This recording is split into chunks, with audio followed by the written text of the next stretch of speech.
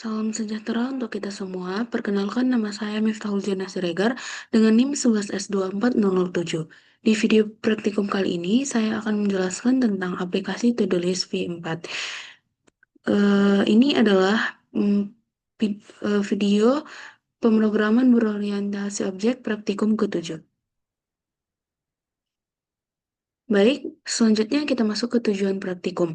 Jadi, tujuan praktikum ini itu adalah membangun aplikasi manajemen tugas to-do list dengan Java, kemudian menerapkan prinsip clean architecture dan separation of concerns, mengimplementasikan business logic yang robust dengan validasi input, menyediakan antarmuka pengguna yang user-friendly melalui konsol. Dan fitur utamanya di sini ada tambah, ubah, hapus, dan cari to-do, tandai to-do sebagai selesai atau belum selesai, urutkan to-do berdasarkan ID, judul atau status, dan validasi input yang komprehensif.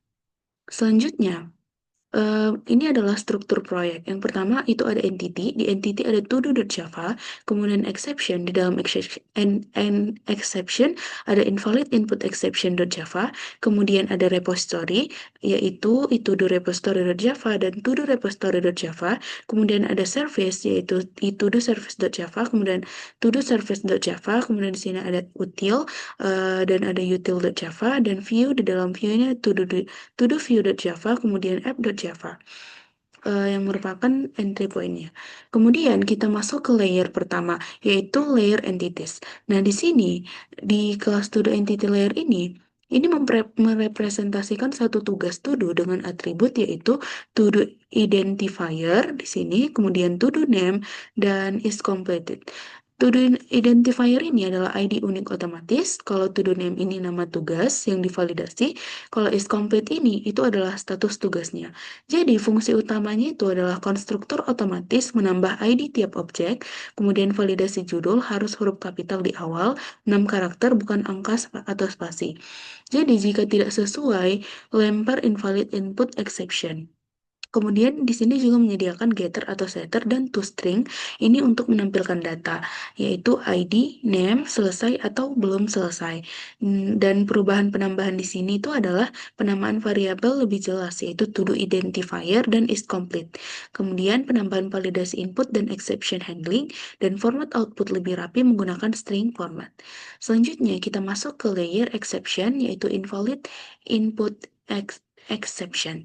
Nah, kelas ini digunakan untuk menangani kesalahan input pada program, turunan dari runtime exception sehingga tidak wajib ditangani secara eksplisit. Kemudian, memiliki konstruktor dengan parameter message untuk menampilkan pesan kesalahan khusus, digunakan di kelas todo saat input judul tidak memenuhi aturan, misal tidak diawali huruf kapital atau kurang dari 6 karakter. Kemudian, fungsi utama menampilkan pesan error yang lebih spesifik dan mudah dipahami pengguna saat terjadi input tidak valid. Dan yang selanjutnya itu adalah ada tambahan penting di mana membuat sistem lebih struktur dalam menangani error, juga memisahkan logika error dari logika utama program clean code. Oke, selanjutnya kita masuk ke layer repository, yaitu yang pertama itodo repository. Nah, di sini ini adalah interface itodo repository. Jadi dia berfungsi sebagai kontrak antarmuka untuk mengatur interaksi data to-do dalam aplikasi, menentukan metode yang harus diimplementasikan oleh kelas repository. Jadi fungsi dan logika utamanya dari sini itu adalah repo get all to-dos, yaitu untuk mengambil semua data to-do, kemudian repo add to-do, ini menambah to-do baru, repo remove to-do, menghapus to-do berdasarkan ID, kemudian repo update to-do, integer ID to-do, string new to-do, boolean is finished, ini memperbarui nama dan status to-do. Kemudian repo sort to do ini mengurutkan daftar to do, dan repo search yaitu untuk mencari berdasarkan kata kunci. Jadi di sini dia itu menggunakan array list to do sebagai wadah data dan menerapkan prinsip abstraksi atau loose coupling antara data dan logika bisnis. Selanjutnya masih di layer repository yaitu to do repository. Nah, kelas ini merupakan implementasi dari interface tadi. Jadi dia menangani penyimpanan dan pengelolaan data to do. Fungsi dan logika utamanya itu di sini ada repo add to do, repo add get all to do, repo remove, repo update, repo search. Nah, kemudian di sini ada check complete exists. Ini untuk mengecek apakah ada to do yang sudah selesai, dan juga di sini ada get current size. Ini untuk Ini untuk menghitung jumlah to-do saat ini. Dia menggunakan comparator dan collection reverse. Ini untuk pengurutan fleksibel dia lebih fleksibel gitu pengurutannya. Jadi inti perubahan dari sini itu adalah struktur data diganti jadi array tetap konversi ke array list untuk efisiensi, memisahkan logika sorting dan searching agar kode lebih rapi dan mudah dikembangkan. Selanjutnya yaitu layer service. Yang pertama itu do service. Nah, ini merupakan interface dari itu the service. Nah, ini berfungsi sebagai lapisan logika bisnis yang menghubungkan antara repository dan user interface. Di sini ada fungsi utamanya yaitu service show to do untuk menampilkan ya sama seperti yang tadi sampai di sini ada yang beda yaitu get to do by ID. Ini maksudnya menampilkan ID to do berdasarkan ID tertentu. Jadi intinya ini itu untuk menetapkan kontrak fungsi layanan agar implementasi to-do service nanti lebih struktur dan mudah dikelola. Kemudian kita masuk ke masih di layer service yang to-do service yang merupakan implementasi dari interface to-do service tadi. Nah, di sini kita lihat fungsi logikanya itu sama ya, yaitu service show to-do menampilkan seluruh data sampai di sini service sort to-do mengurutkan to-do sesuai field dan urutannya. Jadi dia itu memastikan validasi dan error handling tetap di layar bisnis, menjaga pemisahan tanggung jawab, clean architecture antara service dan repository. Selanjutnya kita masuk ke layer view, to do view. Nah, di sini ini kelas ini menangani interaksi langsung dengan pengguna yaitu UI untuk menampilkan menu dan menjalankan perintahnya.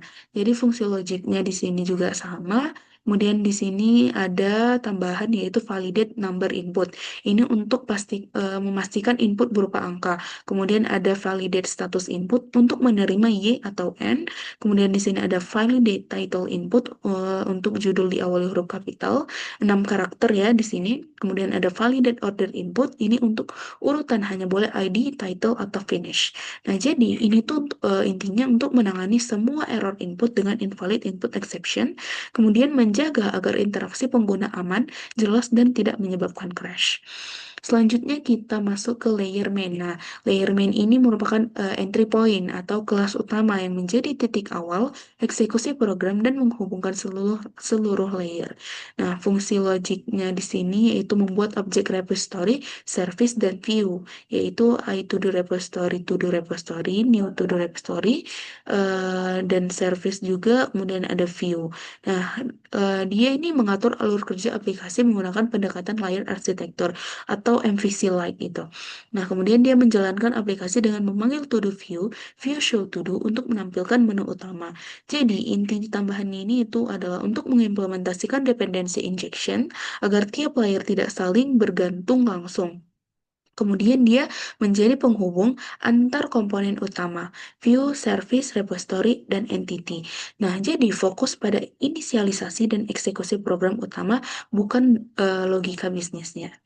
Oke, jadi alur kerja program ini tuh adalah yang pertama ada main, ini inisialisasi semua layer dan mulai programnya, entry point-nya. Kemudian ada view, terima input pengguna dan tampilkan output. Kemudian ada service, jalankan logika bisnis dan validasi. Repository, simpan dan kelola data to do. Entity, struktur data to do, ID, title, status, dan exception, tangani input atau ID tidak valid. Jadi alurnya itu adalah user, kemudian view, kemudian lanjut ke service, lanjut ke repository, lanjut ke entity, kemudian keluarlah outputnya. Oke, kemudian di sini konsep OOP, Object Oriented Programming yang diterapkan di sini itu adalah encapsulation. Jadi setiap kelas to do repository, to do service, to do view, ini mengelola datanya sendiri. Kemudian detail internal seperti array penyimpanan atau validasi input disembunyikan dari kelas lain. Nah, selain encapsulation, ada abstraction juga. Jadi dia interface tadi itu do repository dan itu do service memisahkan kontrak dari implementasi. Kemudian dia membuat kode lebih modular, mudah dikembangkan dan dikelola, inheritance juga ada inheritance atau pewarisan. Dia tidak digunakan langsung, namun interface dapat dianggap sebagai bentuk pewarisan perilaku pada implementasinya, yaitu to-do repository dan to-do service.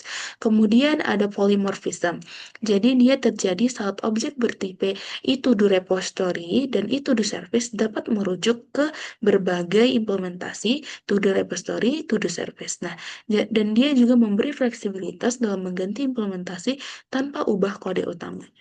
Oke, jadi kesimpulan dari praktikum ini itu adalah program menerapkan arsitektur arsitektur berlayer atau layer architecture ya. Yang pertama itu entity, kemudian ke repository, service, view, main. Nah, jadi setiap layer ini memiliki tanggung jawab terpisah, di mana si entity mendefinisikan struktur data dan validasi, kalau repository itu mengelola penyimpanan dan manipulasi data, kalau si service menangani logika bisnis dan validasi lanjutan, kalau view itu berinteraksi langsung dengan pengguna, input, output, dan main app menghubungkan semua layer dan menjalankan aplikasi. Dilengkapi dengan error handling juga, yaitu invalid input exception, agar input lebih aman dan terkontrol. Kalau kita tidak buat ini, pasti akan terjadi error. Kemudian, program mampu melakukan operasi CRUD, yaitu pencarian dan pengurutan to-do dengan fleksibel. Dan yang terakhir, desain ini membuat kode lebih terstruktur, mudah dikelola, dan siap dikembangkan di masa depan. Baik, sekian presentasi dari Praktikum 7. Terima kasih. Kita akan masuk ke bagian kodenya dan kita akan memeriksa apakah kode yang saya buat ini berhasil atau tidak. Kita akan jalankan kodenya. Kemudian kita panggil.